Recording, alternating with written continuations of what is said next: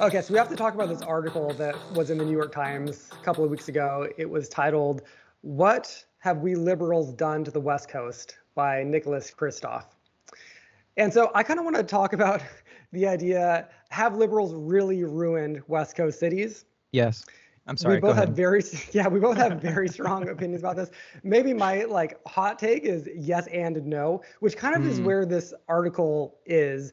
I want to take mhm. just a couple of minutes to intro what this article is all about. And since we both have a million thoughts on this topic, then we'll just like rant on this. But I want to do a proper like fleshing out what the case was here. Interestingly, this article got a ton of attention on Twitter, and the general hot take against it was Nicholas Kristof, he's not a real liberal, haha, which is like such a liberal minded take on this. And it just like that bugged me so much. And I was seeing such little like such little engagement like on a substantive level with this article that I want to like do that here.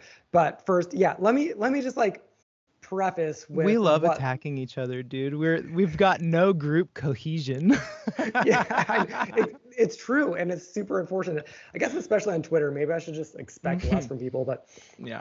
in any case, okay. So the article starts out talking about like why liberal cities actually kind of kick ass, and they're kind of great. And Yeah, here's why. sure. And this is these are the details that Republicans need to just like swallow. Like actually, they need to get this wrapped around their brains that like liberal cities do a lot of things right. Yeah. And so here we go. Here's a couple of details. Democrat cities have 2 years higher life expectancy, 29% higher GDP, lower child poverty, and in general, better education. Those are all huge. Like just Yeah. 29% higher GDP. I mean, come on, like take that. That's pretty wild. That's pretty, Yeah, considering that like Heartland America is ultra like productive in a farming capacity, right? That even then like a denser, smaller area is producing more actual economic. Okay, I could have thoughts on that, but I won't derail you. Please continue. okay, yeah, no, I mean absolutely, and that was a good little note there. So, and on the West Coast, we have seen really strong economies, epic job growth. Just Mhm. this week, it was announced that California added like so many new jobs Oh, dope. of the national jobs that are being added. Like basically, they're all in California at some Let's level. go. Also, there's a ton of property crime, which people like to talk about, but there's like seriously relatively low murder rates.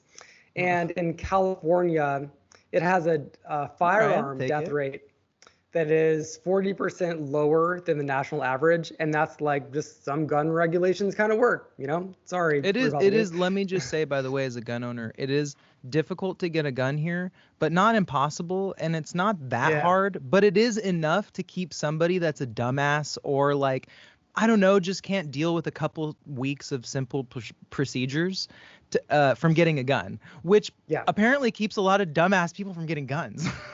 Yeah. Yeah. Boy, there are so many side topics here. It will I be fun know. to get into. I guess. I'm going to chime in, but I will not take us off course. Please continue. Okay. Okay. So that is the why Democrat cities kick ass side. You know, we're going very high level here, but let's jump over to the side of why West Coast cities in particular actually suck. Sure. This is all like in terms of politics, natural beauty and just like pleasant places to live and the weather. Obviously, West Coast cities are supreme like property globally speaking. So, Yeah. we're setting that It's aside here, but just gorgeous. talking about It's the politics. whole entire coast The is whole West Coast, it's it is the best, unbelievably beautiful. I mean, maybe best truly, on the planet. Like it's so good. It's that good. it's beautiful. It's a But paradise. okay, so here we go. West Coast cities, why they suck.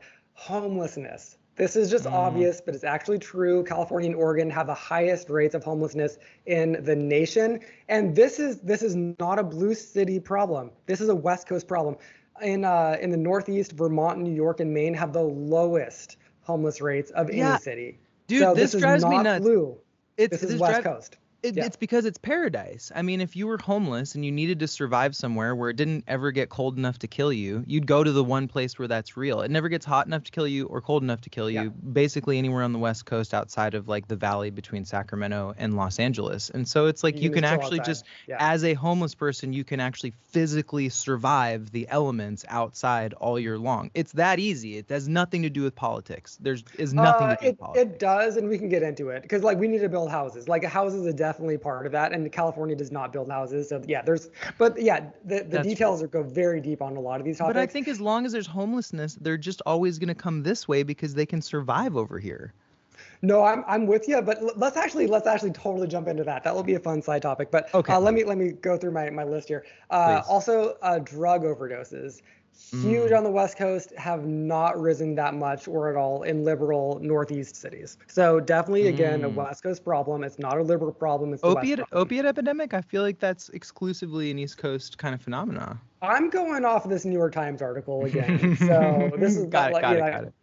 Take umbrage with the NYT if I've got a disagreement. Take it up with the New York Times, guys. You got it. And then there's this element of the social craziness phenomenon. And so, for example, there are two examples that are highlighted in this article. The first one is, I mean, get this is insane and nuts to me.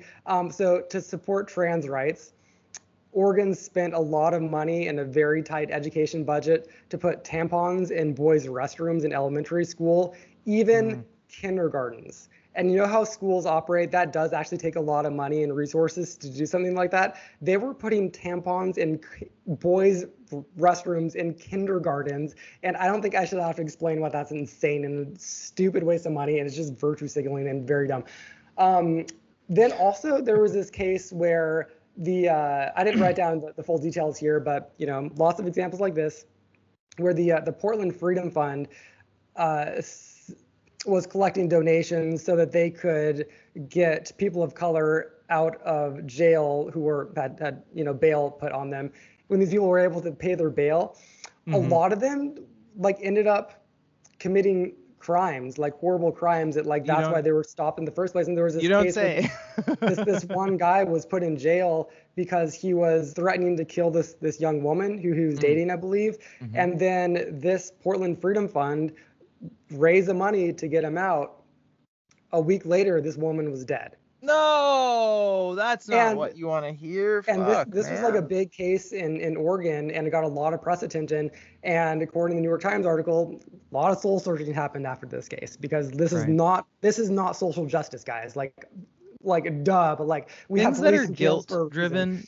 Things that are guilt driven have a specific kind of frenetic flavor. We all know people who don't know when to stop doing something, and just and I don't know, the ham-fistedness of just kind of groping at the machine and being like, how do we fucking create equity for black people? And it's well, take a minute and fucking, think about it. Maybe build a business about it. Maybe build a political structure around it. Maybe, there's all these different ways that you can hopefully, attempt to be altruistic in the way that you are spending your political energy to create equity for brown people, for trans people, for gay folks, for women, for Jesus, for everyone, right? But there's all these little things that'll happen because somebody's siloed in their little moment, and they they cannot see beyond this raw emotional thing that they're feeling. And a lot of the times it's from a compassionate place, right? It's almost always from a compassionate place. Lest we have to repeat the lesson once more in life. Being a nice person and being a caring person doesn't make you a good person. Having self-awareness and situational awareness allow you the opportunity to be a good person. Otherwise, you might just be fucking hurting people. Yeah, and that actually is exactly the conclusion that Nicholas Kristof draws in this article. Let's go. To quote him, he says, "The problem is an ideological purity that is focused more on intentions than on oversight and outcomes." So basically the West Coast is performative rather than substantive. That literally just sums the whole thing up, because we want so badly to do the right thing, and if someone wants to do this, let's let them do this. And that's great until it's not great, and it leads to Right. policies where it causes way more harm than good. And Yeah. my last note here, and then Devin, I promise you, I'm gonna like fully kick it off you, is that this problem, it is real. Like the West Coast is awesome. The cities over here are great Yeah. places to live if you can make it work. But this problem is so real that it has become an actual cottage industry to complain about this problem. Hold Solution. on, hold on, hold Yeah. on. Run it back, dude. That's one of the funniest things you've said on this podcast. Wait, remind me what I said. What did I say? That complaining about the West Coast has become a cottage industry. Yeah. No, it has. Dude, That wrecks me, dude. That's brilliant. I love that. Please tweet that. Please just tweet that. Please go after this pod and tweet that sentence, please. That's okay, got to well, be the title of this pod, by the way. that's actually not bad as a title. Yeah. Here's my evidence for this claim though, because like this claim, I'm like serious about this, Devin. I It's recently too real. saw Nellie Bowles do a reading for her book, Morning After the Revolution. And it's all about this. And I love this book title. It just sums up everything so much about like the left is all about like this revolution thing. But what Hmm. about the morning after? Like, and she talks about the tent cities problem and the what do they call it? The Chaz up in Seattle Oh, thing, you know, and like brutal. Berkeley tries to do this too. Sure. And then she also talks about Black Lives Matter, how like great cause, but all the money did not go to help people. It just went to Mm, enrich a couple of individuals. And she brutal. talks about San Francisco because that's where she's from. And she talks about how like the city has failed on all these levels and like it doesn't need to. Inarguable. Evidence one. Also, evidence two. I have Michael Schellenberger's like infamous San Francisco book over here, and like a Infamous lot of indeed. people do not like Michael Schellenberger, Sure. and I have a lot of problems with him too sometimes. Mhm. But dude, look how thick this motherfucker is. Look at this. Like A this veritable is tome. this is not all nonsense. Like he brings a lot of facts and figures about like why left coast cities just have An like encyclopedic done accounting. have brought on a lot of harm. And he compares the West Coast cities to European cities Okay. that like didn't go down these roads, like equally Okay. liberal, but just like didn't do a lot of the dumb shit that West Coast cities have done. Hmm. Okay, that's good. That's gonna tie a bow on my like Oh, official rant or okay. overview rant about this topic. That was a lot, Devin, and I know I threw just like a lot of you. Is there any particular place in there that you want to jump in? Oh boy. Oh, just got to take one random slice of the cake, huh? And just see what it tastes like inside. Uh Let me take yeah. the issue of why I think personally the West Coast cities suck Get it. more than they need to. I Yeah. think that it is just overregulation and they haven't built enough. I think that's a large part of it. I think that if Okay. there were still an abundance of housing, a Mm. lot of these problems wouldn't be that maybe they would still be there, but they wouldn't be as excruciatingly painfully obvious. Maybe. What do you think about that?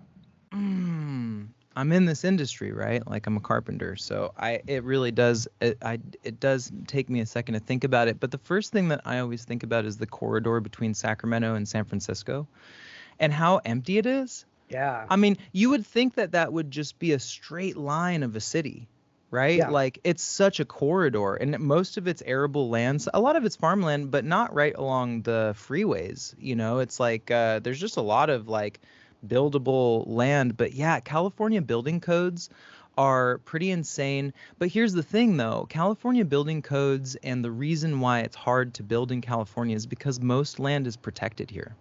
And that is like that's not actually true. There's a lot of land that's commercially owned that could be built on. We always have this way, our cities always have this way of building out Right, rather than up. And right. that's definitely a political choice, Oh, that for Like sure. I like mean, LA, San Bernardino, like all these right, places, they have just built out, which is like out, so bad for the environment, right, ironically. right. Yeah, I think that's definitely true. Like, especially in the Bay Area, building anything above 2 stories is impossible. I mean, it's Yeah. not impossible, but it is just like you've really got to have connections and it's a big deal and you've got to be a part of some kind of big ass project. To get it 4 or 5 story building out here is huge, right? Yeah, I could agree with that. The homelessness problem, I just honestly think that homelessness, I'm always kind of drawn back to systemic, like the root of the root of the root of the root, which is to me that homelessness is a mental health crisis and epidemic, that we don't understand how to moralistically deal with people that are too far gone to operate Yeah. normalistically in society, right? And every culture, every society produces these people, but when we were in a more familial way of relating to one another, it was those people usually kept at home, or the community took care of them in some facet, right? But now that we have like a nationalized kind of identity and system, but we're all individuals within it, there isn't any structure anymore to contain people with so much mental illness or so much trauma, or or that are going down a dark path of drug abuse. Like, we just don't have the systems to contain that, right? And like, We any do, just not on the West Coast, because the East Coast does. do they? And the East Coast is able to compel people Mm, into shelters. The West mm, Coast can't. And the Supreme Court is actually hearing mm. a case in the fall that will Mhm. determine whether or not police can compel people off the street. Right now, it's Ooh. legal in the West Coast to camp, to put up a tent and just camp Right, somewhere. right. And that was because of a Ninth Circuit case that allowed that. And Gavin Newsom is like furious at this because that is kind Really? of why we can't, we just like physically can't take people off the street. Wow, I didn't know that. How recent was that? Was that recent? The thing is, I don't remember how recent exactly it Mm-hmm. was. It definitely is a West Coast thing to not Whoa. want to That makes compel people off sense. the street. But the Yeah. case that sparked this, and this is what is making Gavin Newsom so irritable about it, is that there was a small town in Idaho actually that didn't boy, I might get some of the details wrong, but it was like a small Mm-hmm. town, and they wanted to be able to physically remove people off the street. And the Ninth Circuit said that they can only do that if there is place for them to go. If there's not Oh, enough I place know for them to about go, this. Yeah. then they can't take them off the street. And Yes. so the In problem is that every like a town, there small has to be town. somewhere for them to go now. Yeah, so like in Yeah. Idaho, in a small town, that's like building like 20 shelters. In San Mm, Francisco, it's like building, whatever the number is, 8,000 or whatever, in a right. space that where it costs like $1 million per unit to build. It's just a Right. different problem. And also, Right. like Idaho doesn't have the problem that San Francisco does. Is like one third. I've heard different numbers here, but one third to one fifth, or sorry, one third to a half of all the people coming in and like sleeping on the street in San Francisco aren't Hmm. from San Francisco, For stuff sure. like that. And like Idaho doesn't have the problem. So like Gavin Newsom is like, the case that was decided in a small town in Idaho shouldn't apply to huge California cities, and he's probably going to win that case. Like that case in the Supreme Court is probably going to be in California's favor. But the problem, though, is that we had an insane asylum system and an institutional system Yeah, around, and I think that became very morally complicated for everyone all of the sudden. And it seems like yeah. in the 80s, everybody kind of went, whoa, wait a minute. Actually, how do we draw the line where someone's not actually able to function correctly in society? Because, oh, looking back on it, it seems like maybe a lot of these people would have been fine if we just let them do their thing and gave them support services, And there's like people that are like pretty mentally challenged in a traditional sense that still operate normalistically in society because they have support from the government in certain ways, like people with autism, high functioning folks with autism, even high functioning folks with Down syndrome, right? Like something that 40 or 50 years ago, those folks would have been stuffed somewhere. And that was something moralistically criminal that we all kind of could agree to. We have not come up with a moralistically agreeable solution for drug abuse, and we haven't publicly acknowledged the psychological toll that like sexual and physical abuse take on a person, and that those are truly the antecedents of homelessness, right? So it's like homelessness is one of those things that you can build enough houses, but there's always going to be a certain percentage of people that are struggling to function normalistically in society, and homes are not the place for those people to be because they can't maintain jobs to pay for those homes, right? Like, we're not talking about folks with like a normal set of skills. We're talking about folks that need interventional support. but we haven't Yeah. figured that out yet in a way that squares with either side of the political spectrum, right? Right-wing folks haven't figured it out, and neither have liberals, quite frankly. Like feeding people needles on the street and like, like outreach services like that. Like I understand the sentiment around it, but it's like, hold on a second. Until we can structurally start addressing these issues, we need to stop treating all of the kind of like random side effects from them, because we're bleeding out social capital, we're bleeding out money, we're bleeding out resources, and we're not stemming the tide or helping the problem at all. Yeah. So liberals, just to bash specifically on liberals for a second, which is why we're here today. Please. Yeah. Go on. I told you today that we've done enough bashing of Republicans because we do that so often. So let's take a break and bash liberals for a sec. So this is our anti-liberal. Right. Maybe we can get like 2,000 views from hateful liberals this time. There we go. All of our big pods have been hateful Republicans. So libs, I just cuck libs, come all, brigade us in the comments. Yeah, so this is something that actually Michael Schellenberger spells out in his book, is that the West Coast is kind of unique in the sense that it is this, is built on the gold rush, and it's built on like, the timber industry. It's like, it's built on like industry and this libertarian mindset of live and let live. This is the land of the hippies. And so our particular version of progressivism and liberalism, it really is actually libertarianism dressed up as progressivism, because we just say, our version of compassion is he wants to do that so he can. It's okay if he's swimming in vomit with 5 needles in his arm on the sidewalk with my children walking by. That's okay because that's his life and his choice. Right. And we don't want to intervene in that. That's not liberalism inherently. So that's not progressivism inherently. Wow. That is libertarianism. That's a great argument. That's a it great really is argument. Good, right? And so he takes it back to, in Europe, this would just not be allowed. They just have a different version of what liberalism is. And it's actually true human compassion. It's like, this person is suffering. They don't have the means or the wherewithal to help themselves. So we, the state, the people, we are going to intervene and help this person. Right. That's literally like more of the liberal, true bleeding heart that it should be. It's just that we have this tainted version of liberalism that is actually libertarianism. I buy that argument. I think it's a good argument. Yeah, I buy that too, I'm my mind kind of casts upon the idea that there should be some kind of hyper modern rubric that we can cobble together from, on an epidemiological level, right? Like really truly taking into account everything that we understand about the human experience thus far, to determine whether someone is capable of functioning in society in a way that is squared with what is necessary at a baseline, because that's 99.5% of people, right? Like we're just talking about a small fraction of a small minority of folks that need interventional support. And we do need to have some kind of framework for determining that, because we can't be so afraid that we're going to do the wrong thing.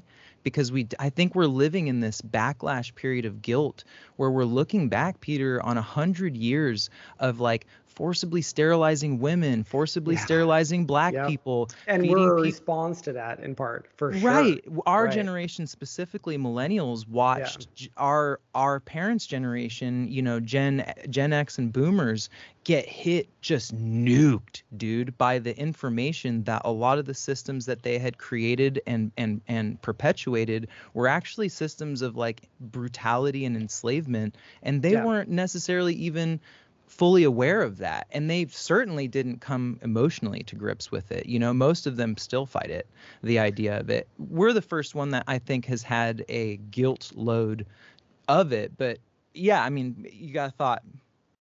Oh, I think you're totally right. I want to see if we can find a place where we disagree a little bit here, which would be fun. Oh, yeah. I do want to, so my first instinct on this was that we don't build enough. And to be perfectly fair, I think that thought of mine actually comes from a place of thinking that we have kind of failed California broadly and the West Coast broadly, and that like what this should be. I've heard it put this way succinctly. San Jose should be Manhattan. Sure. And it's not. It's getting there. It's the most boring, kind of culturally lame city. And you not buy anymore. a little. It's getting there. Well, I A mean, little bit have you though. been Not there? not I mean, much. like Yeah, it's yeah, yeah. there's nothing. Like That's true. I mean, it's a wasteland of just like wide streets, no public transit to speak of. they're coming for you, dude. And all of Silicon Valley, I mean, people know this in the Valley. Like I know people live. I work down there. There's nothing. Right. There's yeah, and little bungalows cost $2 million, and no Right. one likes that. Even Right. like super rich tech people don't want to pay $2 million for a little bungalow. Like no one Sure. likes the culture down there, and Right. it's just because we've failed to have the vision for what this place could be, and it could be skyscrapers for as far as you can see in Silicon Valley. Instead, it's like a couple of like aging skyscrapers and a couple of lofts, and then it's just urban sprawl, which is also Right. again terrible for the environment. Right. So that was kind of my instinct, and also again it does fix a lot of these other problems. I think but Yeah, I think yeah. you're absolutely right. I think that if we, and I kind of hate to say it, but I will. If we had a more Chinese mentality on city planning and city building, maybe a little less than, throttle it back. Like you don't need 10,000 people living in an apartment building, but I think, yeah, if there was a more diligent way that cities were planned and executed, it's so hard for people to just full stop and redesign. We're so good at iterating. We love the Yeah. iterative process, but it often just kind of leads where it wants to. If you don't have a vision, if someone doesn't have a strong vision and a lot of control over power, it's pretty hard to, yeah, get something intelligently planned and built like that. It usually just kind of brick by bricks itself. So you know how like a lot of Silicon Valley billionaires are gonna try to build a I'm actually utopian excited about it. city, I'm excited about California it. forever. I Yeah. am too, but I saw this tweet Uh-oh. today or yesterday by City Nerd. Great follow on Twitter. He's got a great YouTube channel. Love this guy. Okay. He tweeted that something to the effect of he's waiting for the Texas billionaires to build Texas forever. And here's the thing. If Texas forever became a thing, I would put all of my money in that and none in California forever, just because they would actually do it. They would actually, something is going to stop the California one from happening. Bro, that's Some hella funny. regulation, You're some so NIMBYs. right. Yeah. It is so funny, man. I didn't see that coming at all either. You're so right, because where's this I never thought about this either. Yeah. Where's this high-speed rail that they've been building since we were 4 years old, How many dude? Like, billions have been spent on it and like nothing. Yeah. yeah, and tickets are gonna be probably like $500 a piece, and like just absurd. The absurdity of this place. I don't know, buddy. I always just come back to the idea that it's crazy as fuck because, like you said, it's one of the most beautiful places on earth, and it's huge and contiguous, and like you can just literally bar hop from one natural wonder to the next. Dude. Dude, infinitely, straight through Mexico, dude. I mean, it goes to Baja, dude.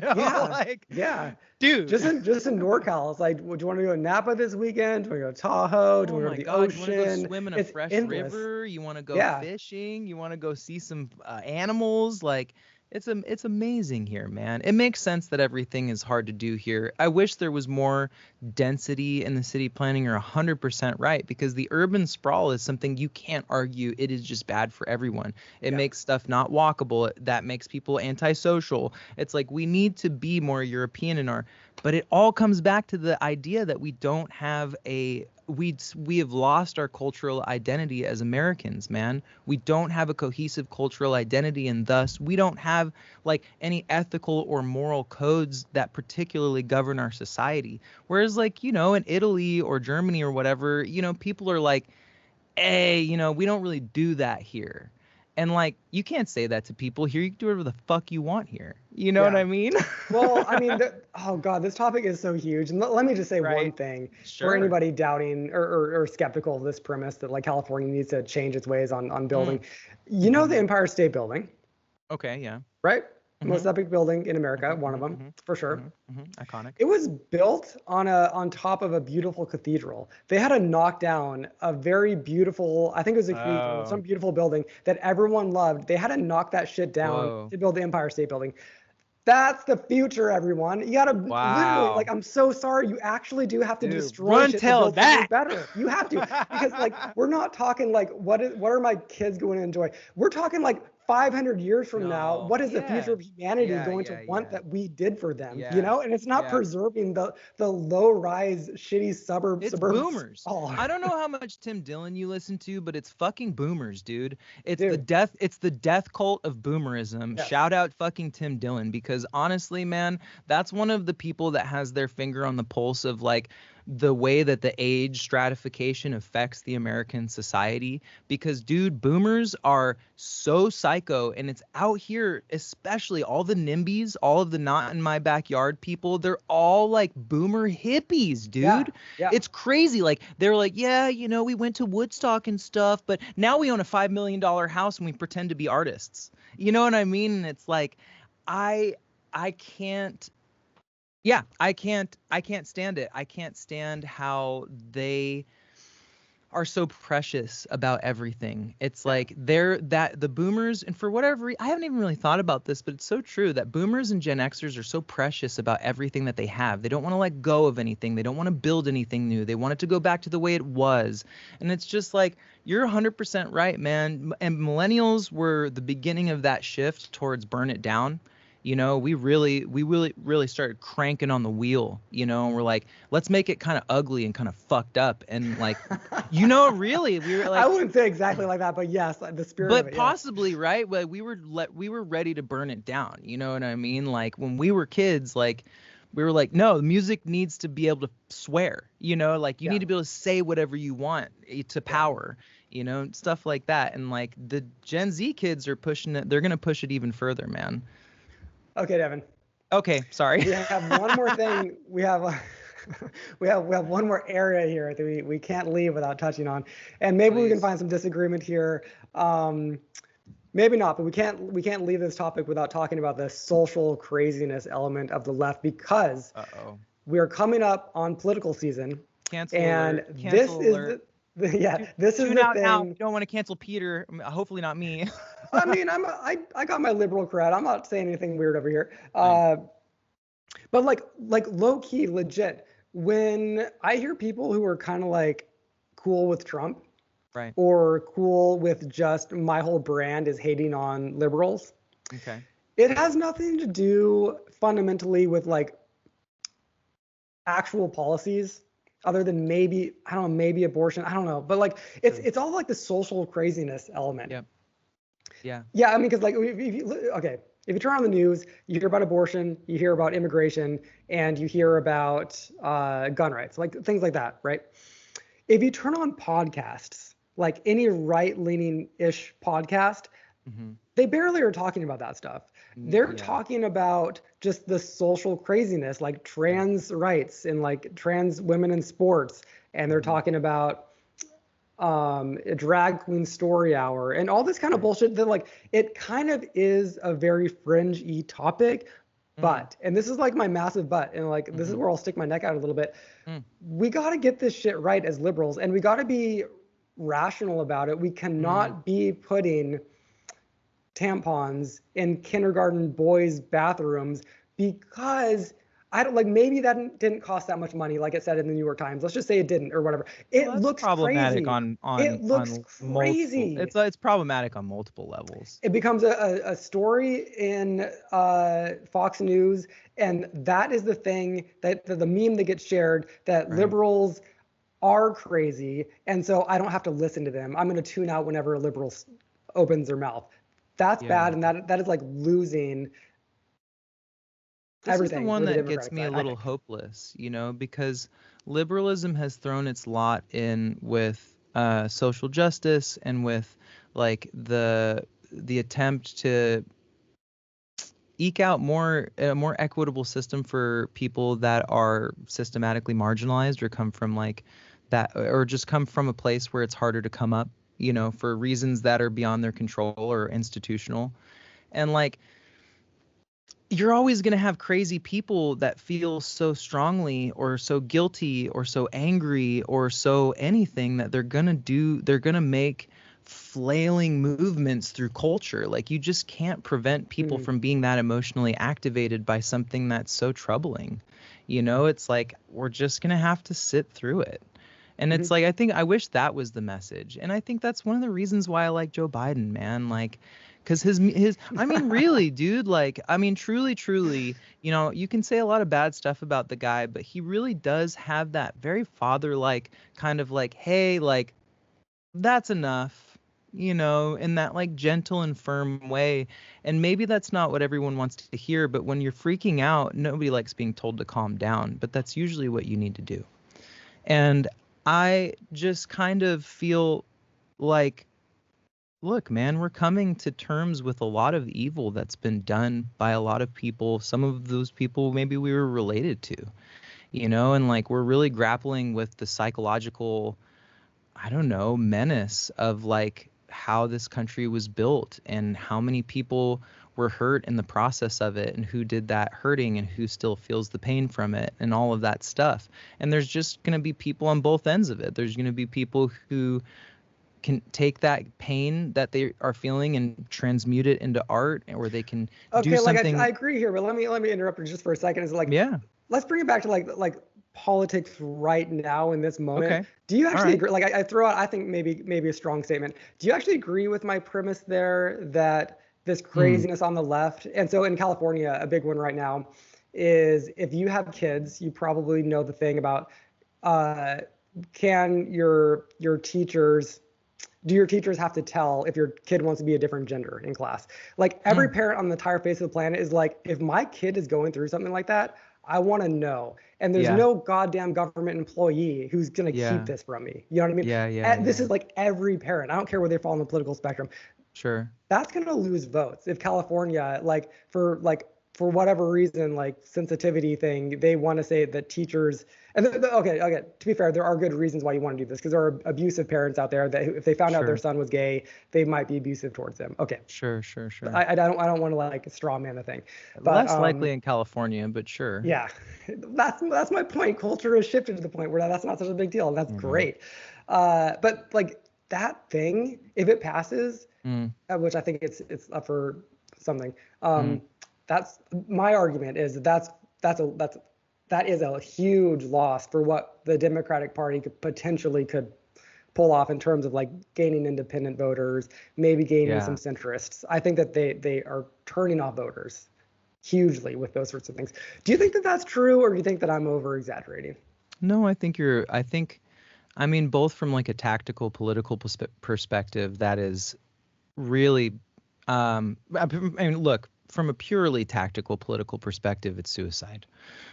In terms of like writ large politics, trying to convince most of the country that is, whether you like it or not, God and family. Yeah. You know, and that is, it's not that liberalism needs to cater to those people in any really functional or particular way, but in a strictly tactical way, that's a huge mistake. I understand the emotional kind of antecedent of that. Yeah, me too. And the complexity of the emotional situation around it is, it's difficult, man. It's difficult to speak on. I mean, that one, to me, the specific example that you just drew, I just don't understand any conceptual framework that recognizes a child as autonomous. Like, I know. Have you ever met a kid? I mean, like my daughter cried this morning because she put on a thing that was a romper, not a dress. So she said, "I'm not a princess anymore," because it was a romper, not a dress. You know what I mean? Dude, it's like, and like kids, they're not rational beings. Yeah, buddy. It's like, yeah, like, and I think that, quite frankly, there's research out, there's folks that have written about it, and I do subscribe somewhat to this, and I don't think it's all of what it is, but there is a social contagion aspect to queerness right now and to trans identity, just like there is with 30% of girls say they're queer now, or non-binary, and it's like thing, which is like that's basically all girls are kind of bi. So there's actually some like truth to that. But I mean, like, I'm trying to soft shoe this, Peter. That is social contagion, right? I mean, no, but and it's like, unless you're so emotionally activated by the subject generally, you'd have to admit, and if you know young people, like I hang out with a lot of young people, and one of the ways that they gain social capital is by being queer coded. Yeah. And like that doesn't mean that queerness doesn't exist, and it doesn't even mean that all those people aren't actually queer. We don't know that yet. This is a brand new thing, but we do have the ability to recognize that there's an element of social contagion to it. And so Yeah. that single piece of evidence makes me feel like the legislative framework for this needs to go slow. Yeah. And that maybe we shouldn't be immediately legislating on something that feels so brand new just because there's a real strong emotional reaction to it. Now, I think the argument that I always hear about the trans politics and trans identity is that trans people are more likely to be assaulted, they're more likely to be homeless, they're more likely to have all of these things happen to them, violence perpetrated against them. Just to be clear, Peter and I'll speak for you, buddy. There's absolutely laws in place that say that if you do that, you're a criminal and you get prosecuted for it and you go to jail. And that's Right. the way. And everybody that does that at that level should be prosecuted and should go to jail. Right. What people think and what people say is their own fucking prerogative, man. And not everybody's going to be nice to you. And not everybody needs to be kind to you. And not everybody needs to acknowledge your identity. And that's something that we've lost a view of as a society, that we have people that are clamoring for equity, which we have to recognize. And then we have people on that same side that are clamoring to be appreciated and clamoring to be seen. And we don't actually have a responsibility to recognize that. Unfortunately, we're not there yet. Yeah, like no one quite appreciates the tightrope walk that I think is actually necessary. It's not like these are easy questions for the Democratic Party or the left side. They're not. It actually is a tightrope walk because we don't want to become people who are super judgmental of someone who looks like biologically male but is in a dress and a skirt. We don't want to judge that. Like that's gross too. You know what I mean? Right. And also like RuPaul's awesome. Like, right. You know what I mean? Like, It's great that RuPaul has a hit show and et cetera. Like, I love John Waters and everything that he stands for. We don't want to go back to being. God, you and I are old John Waters heads, dude. Honestly. Oh, absolutely. Right. So, but at the same time, we as Democrats. Yeah. That sounds so gross to say, but like as people who lean left and probably vote Democrat for the most part or whatever. Fuck politics. But in any case, as liberal people, we can't look at something, I don't know if you followed it, but like the Cass report that was the biggest study that's ever been done about trans youth healthcare. Okay. And it was said all the things that like the gender critical feminists have been saying all along this whole time is let kids go through puberty. Most of them either become gay or it goes away. The thing that troubles me, and we should have a knowledgeable trans person on the show. We should go seek out someone that has like the sacred knowledge of their people to interview or something, because here's one of the things that I've seen in my cohort of people out here in the Bay Area, which includes several trans people, is that I've heard them lament at times that they weren't able to have puberty blockers, and that, they feel in some degree, maybe not trapped. I think that's like an exaggeration. I don't want to speak for anyone, but just that it's an unfortunate situation that their body is developed in a way that it would be very difficult to bring it back to the place where maybe they would feel, if they would have had puberty blockers, maybe they'd be in a body that they feel more comfortable. Well, this is the whole thing. Like, this is why I'm skeptical talking about like anecdotal, like interviewing someone who's had one experience. Right. I want to look at the data, and like the Cass report is maybe the best that we have right now. And it's like, okay, gender dysphoria is real, and most of the time, like the vast majority of the time, you grow out of it. I was just honestly, and I don't like, and there's also this like liberal perspective that you can be born in the wrong body. Liberals never used to believe this sort of thing. This is not a thing. Like, to go back 10 years, there was no idea of like being born in the wrong body. That was like Republican coded nonsense. Perspectives change, but I do want to thank you though for bringing me back, because my original point was that's an N of one, right? That the person that I'm thinking of when I tell that story, that's an N of one, and that like if data largely is showing that like we need to, like, legislation is about broad Like Yeah. broadly Yeah. caring, right? Broad Getting care. it wrong in some small And let me, cases, but dude, I want to broadly, say yeah. this. This is something that I think is also at the heart of this whole thing, is that legislation is about broadly taking care of most people in a way that makes sense for almost everyone. Every other gap that creates should be filled by the family. And it's not America's fault that the concept of family is disintegrating. That's all kinds of other things are happening. Like Yeah. politics have to do with that, but they're certainly not the primary driver of that, of the disintegration of the concept of family in the United States. And we still need to have a sense of personal responsibility and speak to people in a way as such that it's like, hey, if you don't go to great lengths to develop and care for and put together a tribe of people that can care for you when occasionally the system does fail you, well, you can't always be caught by the system, man. It's a system, you know? I feel like I've done a very lousy job of bringing my point home about the cast reports. I do want to bring this home. Just I want to try one more time.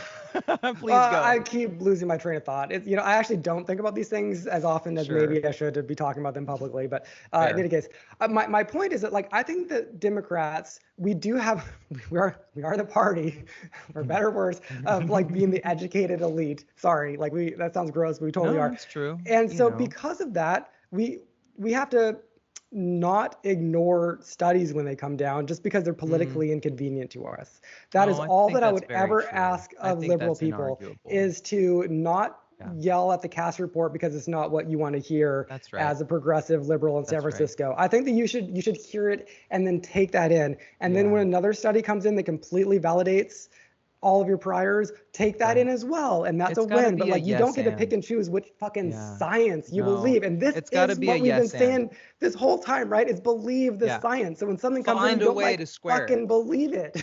Yeah, because the thing is, that was my point. No, you're so fucking right, man. Because if you can't find a way to square the science with your perspective, well, one of those things is actually in square.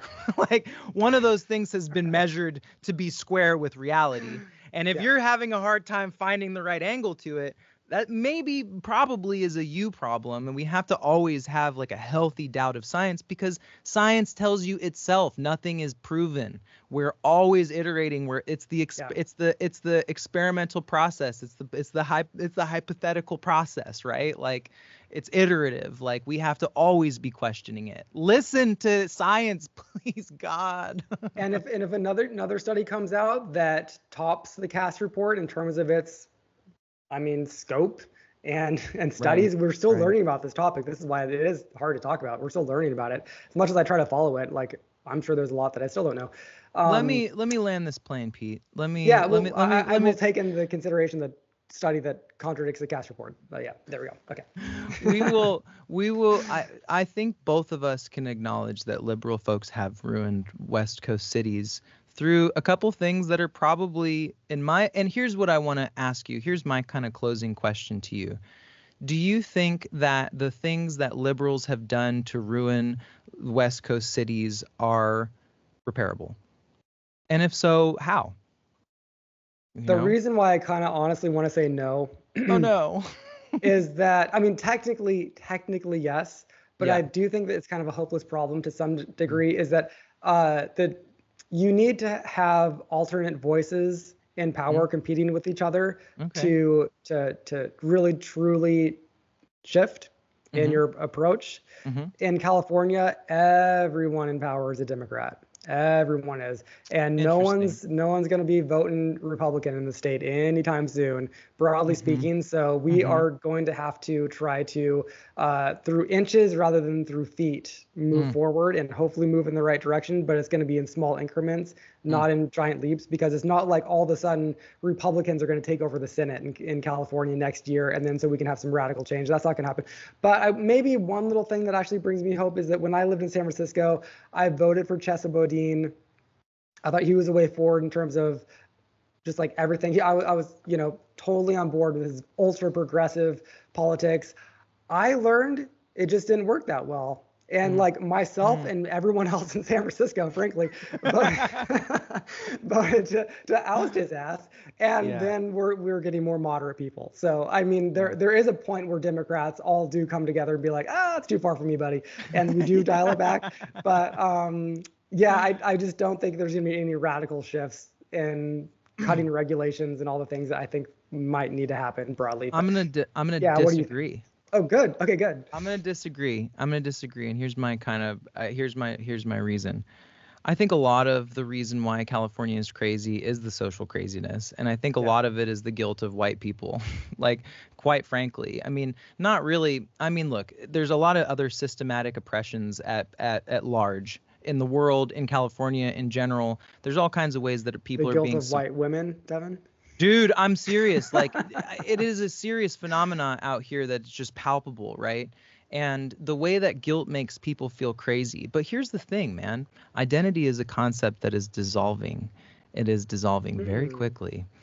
And as a conceptual framework, it was already becoming weakened.